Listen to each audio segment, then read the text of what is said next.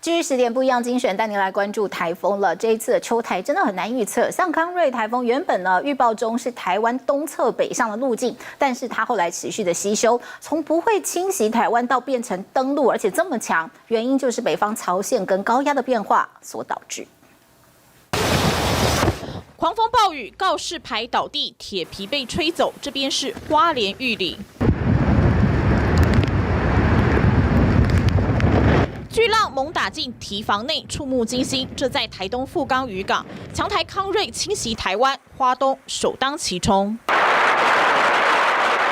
架在合欢山五岭亭的尽头，记录下这狂暴的风雨。康瑞台风的暴风半径达到320公里，是28年以来影响台湾的台风当中呢，强度达到强台，而且暴风半径最大的台风，威力不可小觑。以合欢山的测站来说呢，在10月31号上午呢，就测到了17级以上的阵风，刷新战时纪录。台北在接近中午，风雨就开始越来越大，全台各县市都躲不过康瑞的摧残，只是大家时间不同。31号中午到11月1号清晨是最猛烈的时刻。暴风半径大的话，就是它的整个环流会把台湾圈起来，那甚至在台湾海峡会有一些风速加成的效应，造成西半部的风势灾害也会非常的大哦。那暴风半径大的台风也代表它整体带的这个能量或者说水汽动能，其实都比小的台风来的大很多。那当然对台湾的威胁就会大很多。康瑞非常强壮，其实康瑞台风原本预报是台湾东侧北上的路径，但逐渐吸修，从不会侵袭台湾到登陆。主要的原因就是因为原本呢，我们预期这个太平洋高压它的强度是没有这么的强的，但是呢，现在来看就是太平洋高压它的强度在过去这段时间的确是在逐渐的增强当中，等于是挡住它北转的去路。那另外一开始呢，预测它北转还有一个原因就是因为我们预测北方有一个槽线比较深的槽线会把它往北带往北走，但是呢，这个槽线也是不如预期的强所以就是两者的影响之下呢，让现在这个康瑞台风它目前就是沿着太平洋高压的边缘朝西北的方向直扑台湾而来。秋台很难预测，而10月初才刚刚经历山陀儿这个慢吞吞怪台，当时北部南部都大淹水，这回康瑞台风暴风半径如此之大，也让大家很害怕。它的这个好处就是它的走的速度是非常的快的，行进的速度比今年影响台湾的2个凯米跟山陀儿来说呢，它都是走得非常干脆、非常快。所以虽然说它会带来强风跟豪雨，但是影响的时间没有这么的长。山陀儿台风它登陆之后，其实刚好有一波东北季风增强，所以除了台风本身环流对南台湾造成很大的影响之外，那共伴效应就是东北风跟台风的环流产生共伴的效应，也让北部跟东北部地区，特别是基隆新北这些地方造成非常大的降雨。康瑞台风不拖泥带水，而这也是台湾16年来首次1年3个台风登陆。康瑞虽然不是史上最晚侵台的台风，但专家说也是很罕见。气候变迁一个很显著的趋势就是冬天变短，夏天变长。那意思就是说，传统上我们定义夏天也许是到9月，但现在有可能要到10月，甚至10月底。那整个夏天都是台风季的情况下，其实我们的台风季会拉长。这个都是我们之后要去在过很多年之后，我们再来去统计观察的。那就像气候变迁，我们的概念就是说，我们大家都要去不能用过去的经验来看未来的气候，因为气候正在快速变化当中。全球暖化对于台风未来的影响呢，那我们可以去看得到。那从这个 IPCC 的这个呢的一个模拟或这一种的估算里面，我们可以看到台湾未来它的台风呢，对我们来讲跟对全球里面的影响都有相同的趋势，那就是我们的强台它的一个次数呢，或它产生的这个几率呢会增加，总次数是不变的，但是强台的几率会增加。极端气候让天气越来越难预测，带来的致灾性降雨也会更严重。从防灾城市的规划到减碳，台湾都要快速跟上。TVBS 新闻张正阳、王一杰台北报道。康瑞从台东登陆，花莲、台东、宜兰当然是首当其冲，发布超大豪雨警戒。而北部双北跟基隆，大家也明显感觉到今天的风雨真的很强，所以也是有大豪雨的警示。其中上一次才受到山陀儿台风的侵袭，多处路面淹水，还有土石流，像是在基隆同样有状况。巨浪不断拍打上岸，甚至越过了堤防围墙。位在宜兰头城的海边，雨势、风速都持续增强。康瑞台风以强台之姿，在31号下午从台东成功镇登陆，在东北部、北部都带来惊人雨量。而在10月初才历经山陀儿台风的侵袭，基隆出现不少路面淹水灾情，这回不敢掉以轻心。在社区地下停车场前都摆放好挡水板，以防地下室再度淹水。还有这一处，位在山坡边的挡土墙已经裸露半截，幸好这次能挡住康瑞风势，因为在2天前还是这副模样。堆满沙包，就怕挡土墙支撑不住土石泥流。不过一旁停车场则是木板沙包通通派上用场，不想淹水的惨况再来一次。但在基隆北宁路上的这处社区就没有这么幸运。山陀儿台风的时阵哦，规粒走山啊，走山土石流到现在啊，淹啊呢啊，这拢啊厝拢啊淹着，啊即嘛无啊，这摆较无淹，我还没有来处理啊，哎呀，那个黎明哦，大家拢心慌慌的啦，哎，惊讲二次伤害啊，对不？啊这发落来就过落来，希望有关单位哦紧来处理啊呢。这次政府虽然有看这个磅礴啊，但是大家嘛足惊的啦，唔拄好过落来啊。虽然盖上帆布，但仍有坍塌危机，还有阶梯断了一半，斜躺在半空中，触目惊心。难以想象这一夜的狂风骤雨，居民怎么度过？大家嘛带到心惊惊，大家拢心惊惊，这拢上次的啊，这样还未清完哦，啊，大家在里面一直敲电话来讲，我当要安怎，啊，我嘛是只好是报有关单位啊，顶摆迄落几暝哦，落错落较大啊，这摆比较无遐大。而在往山区走。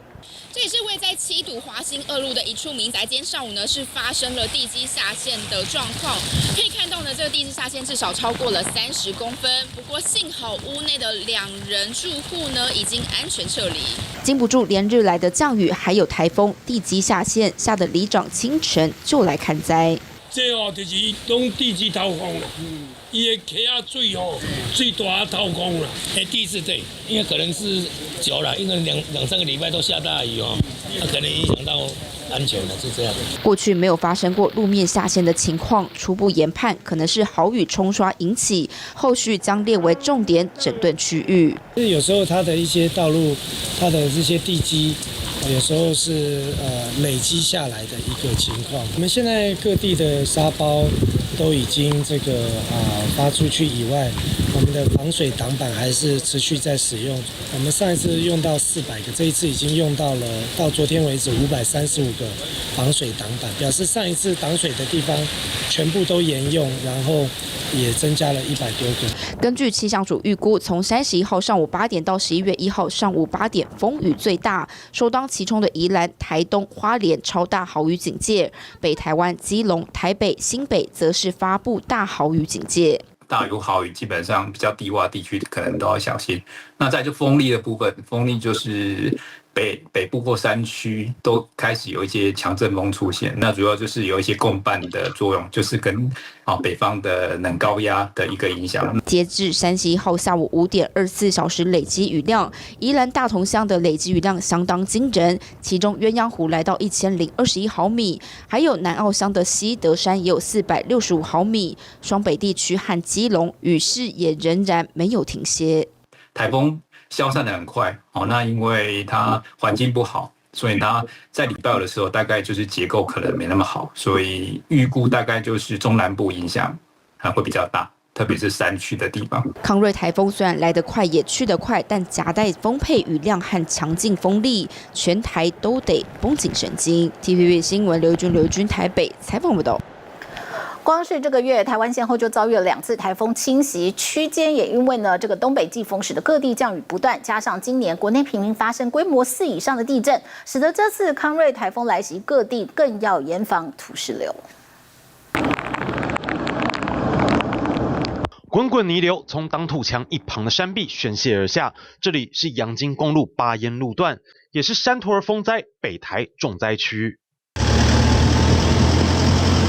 公路局北区工程人员冒险挺进阳金公路，就怕眼前好不容易加固的边坡扛不住暴雨，再一次化为断垣残壁。那我们也在金山这边2K 的部分，然后还有我们上一次巴烟 5.25K， 以及靠近台北县界这里 8.3K， 我们也都有这3处，我们也都进驻保全机具啦，都已经恢复双向通行啦。但是如果真的有造成一些，就是说我们的一个后续复健有受到一些阻碍，或者是这一次灾情有在扩大的部分，我们还是会尽量在汛期前把它完成这样。不排除预防性封路。康瑞台风强势来袭，北部山区重要道路，包括新店、坪林以及新北宜兰边界等地，从30号傍晚边坡防灾准备就全面启动。我们特别注意2件事情，一个是时雨量，它如果超过50-60以上，大概就会边坡就不稳定；另外一个是累积降雨量，就是可能它1天、2天内的一个累积下来的降雨量已经达到超过1000或800这种以上的话，那灾害当然就会出现。专家的示警，首当其冲东部山区，感受必然最深。花莲卓溪中正部落居民无语问苍天，崩塌的山壁夹杂着雨水，化为急流横断对外道路，灾情无独有偶。依山而建的苏花公路，又因为土石流潜势风险暂停通行，修复进度赶不上天灾接踵而至。所以为什么那个铁路局它要整个它这一天火车不开，就是这个原因，因为它整个这个地方，它土石流一定会冲到铁路这边来，因为山坡上面还有大量的土石在那边。事实上，台风带来的强降雨只是诱发因子，外力造成的山区地质弱化，时间一长便难以察觉。天然的边坡它是不饱和。但是浸软之后形成所谓的浸润带，土壤呢已经从不饱和状态变成一个饱和状态了。土壤跟岩盘强度降低，这是大雨在来袭，它轻易的降雨门槛值就可以造成致灾了。也就是原来的土石流的致灾门槛值可能是300 mm 降雨强度，但是现在土壤跟岩盘强度降低之后，150 mm 它就会立刻致灾了。边坡加固需要时间，因此同个地点重复致灾的几率往往比较高。而山崩地滑地质敏感区，还有才发生过5级地震的山坡地区，也都需要严防土石崩落。今年全国各地地震频发，土石中松散的吸水空间就像是个不定时炸弹。如果地震你的震度已经达到5的话，那这个区域一定是在地震当时它的土石已经松动了，土石已经松动，再加上降雨，那个雨水就很容易渗入那个土壤或岩石里面，那它就会造成土壤或岩石的水压，来不及排，它变水压变很大，很大它就崩塌了。担心的不只是花东居民，日前1天连8震的嘉义也戒慎恐惧。地质学家分析，地势如果并不陡峭，震度又在4以下，威胁迫切程度依然能从地表的样态、外观来判断。当然，如果是小破坏的话，它恢复时间就比较短。但是如果是像04、03这整个山坡已经垮下来了，垮下来的时候呢，它土壤没有了，它的整个地表它裸露出来了，所以你要等它稳定的话，就要它整个植被要长出来，所以这个要花好长一段时间。不过，台风或致灾型大雨预测机制毕竟有其极限，专家再次提醒。对抗可能的土石前势威胁，因地制宜才是上策。中小规模边坡崩塌，比如说坡地社区那些点状的，其实那个经由人为设施的改善效果比较大。所以借由这些工程设施的改善、监测系统的装设，其实只要有做适当的防治工程，它强度反而是提升的。所以显然比较大规模的这个山区道路工程呢，其实我们会建议说，其实应该是改道优先，不要在那边再去做太多的工程设施。每一次天灾都是对基础建设和生命财产的严峻考验，就算不能完全避开灾害，至少设法让复原不过分困难。TVBS 新闻罗世鹏、崔仲群、叶府、叶峰伟，台北花莲采访报道。康瑞逐渐的慢慢远离，只是台东这边风势依旧强劲，市区还有树木被连根拔起。交给记者吕忠瑜。好，各位观众，带您关心一下康瑞台风现在目前最新情形。可以看到，尽管这个康瑞台风是步步远离台湾，不过可以看到现在机所的位置呢，在这个台东县的这个市区哦，可以看到是在大武湾酒店附近，但是风势雨势还是依旧强烈。可以看到我这个旁边的路树是可以说是连根被拔起，并且呢，尽管它有这个水泥，并且有厚重的石块。是树干如此的疏，还是抵不过这个强劲的这个风势跟雨势哦，是应声来倾倒，整根树都被拔了起来，并且呢横躺在这个路边，画面是十分的触目惊心哦，可以想象当时的阵风是有多大。不过除了这个树木这个横向的倒在路边之外呢，其实停在附近的车辆也要十分注意喽，因为这个树枝是全面的抵挡不住这个强风。可以看到，其实旁边有一个大树也是应声的倾倒，而且还就这么不巧的压到了这辆这个休旅车上面呢，并且呢，这个惨况可以说是让这个车主都要心疼了，因为这整棵树是牢牢的卡在了这个车头的部分。一动也不动啊，并且呢，整辆车都已经是被这个树，可以说是被这个树给掩盖住了。因此可以想象说，当时候的这个强风有多大，整排的树木都没法抵挡住这波强风。因此也可以提醒民众，尽管说这个台风要远去了，还是不能掉以轻心，要待在家里，将是为您掌握到的最新情形。这个月呢，接连2个台风来袭，降雨丰沛，也让全台水库接近满水位。汹涌水流奔腾而出，形成强大的白色水花。巨大的轰鸣声宛如海浪翻滚，直冲而下。康瑞台风豪雨不断，石门水库入流量每秒达1612立方公尺。考量安全，北区水资源分署开启溢洪道泄洪。主要溢洪道就是当我们流量超过600。每秒600立方公尺的时候，那我们水库入流量如果不断增加，可能会导致于我们水位过高的一个情况会导致于水库安全受到影响，所以我们会透过溢洪道放水。距离上一次石门水库溢洪道操作是2年前的尼莎台风，水库水位在244.85公尺上下，蓄水率达99%，入流量持续增加。因应康瑞台风来袭有可能带来的雨势，石门水库进行调节性放水，增加水库滞洪空间，确保防洪操作安全。目前接近我们那个每年11月份开始的一个枯水期那所以我们水库尽量保持在高水位的一个操作。所以之前在我们前一个台美台风之后，我们就把水库蓄满。现在目前水库水位是244.1公尺有差不多700万立方公尺的这样的一个蓄洪空间。那我们就是利用这700万立方公尺的这样的一个滞洪的空间，来延迟我们洪峰的一个时间，可以减低我们下游河道那个地区它的致灾的一个风险。台风登陆前，石门水库就先进行永久河道放水路进口水拦污栅检查，水下5-6公尺深，需要透过潜水夫执行换修作业。台风夹带豪雨，民众最担心的还有饮用水问题，浊度过高，所以导致于停水的问题。请大家安心，93年艾利台风之后，我们就知道石门水库在泄洪期间极有可能会有高浊度的问题，所以它需要进行排沙延寿。那所以我们新建完成了中庄调整池，我们可以由中庄调整池来进行水源的供应。此外，曾文水库也以每秒50立方米持续调节性放水，加大预留蓄洪空间。曾文水库目前的状况是蓄水位是到229.83，那我们原本是满水位是大概230.1。那因这次康瑞台风，所以我们在28号就开始启动放水，大概是以发电放水为主，每秒以50 CMS 来放水，一直持续到现在。南部的曾文水库更是难得的这个满库的这个状态，而且它关联的灌溉水库乌山头水库已经慢慢这几天的降雨，包括今天您早上来看的话，已经接近70%的这个状态。那曾文水库之所以蓄水率会稍微低，是因为每天它都还要放目前的2期做的灌溉用水。全台大小水库几乎都处在满水位状态，曾文水库进行调控，引流至乌山头水库蓄存，以利后续使用。桃园地区，那预估在石门水库集水区可能会降到800 mm 的这个降雨。在今天中午开始它的这个放水量已经会达到2570 cms 这样的一个水量。那这样的水量，